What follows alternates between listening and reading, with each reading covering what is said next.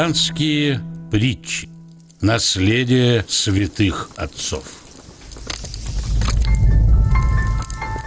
Чей сын лучше?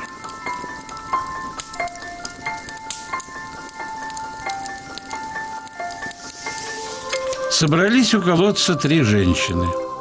2 из них стали наперебой хвалить своих сыновей. Одна говорит, что ее сын красивее всех, сильнее всех и умнее всех.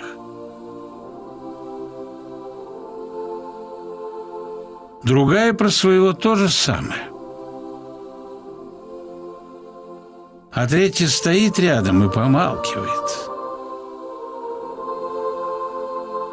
2 первые ее спрашивают, почему она молчит.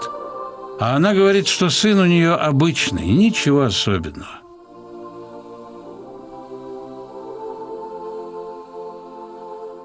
Пошли женщины с тяжелыми ведрами домой, а навстречу им сыновья идут. Сын первый прыгает через голову, ходит на руках, бросает тяжелые камни. А мать радуется: смотрите, мол, какой он у меня.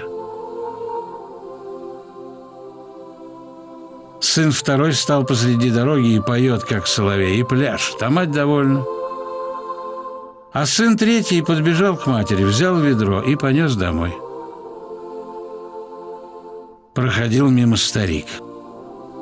2 женщины подбежали к нему и просят рассудить, чей же сын лучше.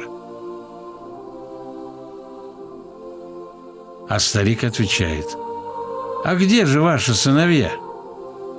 Я видел только одного», и показал на того, кто понес ведра.